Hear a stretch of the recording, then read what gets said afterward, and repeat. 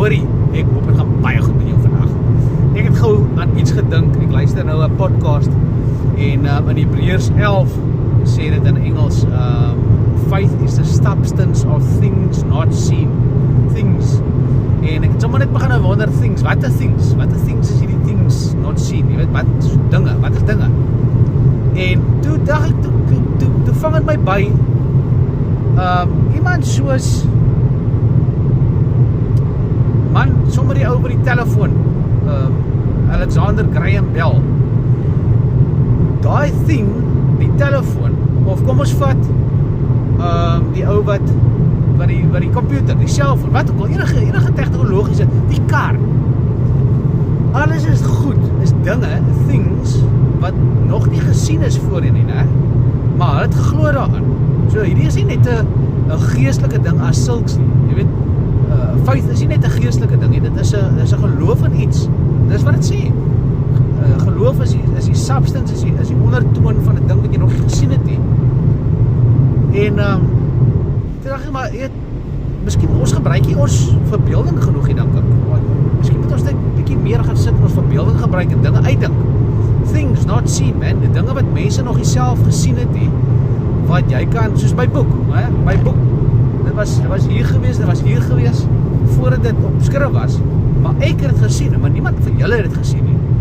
En toe het ek het gaan create, ek het gaan skryf, ek het gaan navorsing doen, ek het dinge gaan insit, baie dankie, en nou is dit dis iets wat ek geskep het, dit laat my sommer dink, ons is in die Skepper se beeld gemaak, en die heel eerste ding wat ons van God leer in die Bybel, is dat hy, nie dat hy liefde is nie, alhoewel hy is liefde, nie dat hy goed is nie, alhoewel hy is goed. Die heel eerste ding in die Bybel, in the beginning God created, so die heel eerste ding wat ons leer, is God is a creator, en dan sien ons daar by vers 26, Genesis 1 vers 26, waar God sê, maar hy wil nou vir man create in hulle image, en so ons is geskapen in God se beeld, met ander woorde, ons het ook creative abilities, om te kan create, moet jy eers dink aan iets, jy moet eers iets sien, jy moet jou verbeelding gebruik, things not seen, voordat God die aarde geskep het met alles daarin, was dit nog nie sigbaar voorheen nie, niemand het dit nog gesien nie, maar dit was nie daar nie, die laptop was nie voorheen daar nie, die computer was nie voorheen daar nie, die kar was nie voorheen daar nie, soveel goed wat nog nie voorheen daar was nie, maar wat geskep is deur iemand wat gesien het, voordat dit geskep is. So ek wil jou bemoedig, miskien sien jy iets, miskien het God vir jou iets op die hart geplaas, dalk moet jy, in steede van om net vir werk te soek die hele tyd, en vir iemand te gaan, iemand anders se koninkryk te bou, is vra vir God, wat kan jy in sy koninkryk skep? Wat vir jou kan vorentoe vat, vir jou kan excel vorentoe, ons God is 'n God van abundance, not of lack, maar jy moet in die koninkryk inbeweeg voor, ek weet my stories hardop, so I know, maar op die ouend kom alles by mekaar. Vra vir God, heel eerste, wat is die koninkryk, hoe lyk die koninkryk, en jy wil het graag vind, want soek die koninkryk van God en sy geregtigheid en die res sal volg. Wat is die res? Is al die res. Klere, kos, presies wat Jesus gesê, die goeders wat ons nie oor hoef te worry nie, wat ons oor worry. So ons worry oor die verkeerde goed, ons moenie eens worry in die eerste plekkie, maar ons soek die verkeerde ding.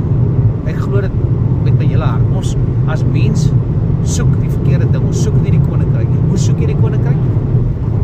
Man, jy moet gaan navorsing doen, ek gaan net vir jou al die antwoorde gee nie. Maar dit is die nommer 1 ding wat jy moet doen, is soek die koninkryk van God. Heel eerst gaan dink, wie is God, wat is God? Hy het gesê, hy is 'n skepper, hy het geskep. Jy in jouself is ook 'n creator, Ons kan nie uit woorde soos God dabaar nie, ons kan nie net praat en dit is daar nie, maar ons kan goed uitdink, ons kan goed gaan navors, ons kan goed gaan skryf, gaan skep, die trekker, ek sien nou 'n trekker hier so, voor die trekker al was, het niemand geweet van 'n trekker nie, en toe het iemand dit uitgedink, en nou gebruik, elke boer gebruik 'n trekker nou, so daar is soveel goed dink ek wat nog geskep kan word, ons dink ons lewe in 'n wêreld wat alles is nou al uitgevind, maar daar is nog baie, kyk vir Elon Musk bijvoorbeeld, die goed is wat hy doen, die, hy sien goed, Ek sê nie hy's 'n Christen nie, ek sê nie hy's nie 'n Christen nie. Wat ek sê is, hy operate binne die principle wat God daar gesit het. En dis hoekom dit so goed gaan met hom. Jy weet, daar's godly principles, godly automations, wat, of hy dit nou weet of nie, wat hy volg. So ons moet meer uitvind van daai godly automations, daai godly principles. En binne daai raamwerk wat God ons gegee het, moet ons operate. Be fruitful, multiply, fill the earth, subdue and have dominion. Dit is nie net kinders kry nie, is baie meer as dit. Ek wil hê jy gaan dink asseblief daaroor. Cheers julle, veilig wees.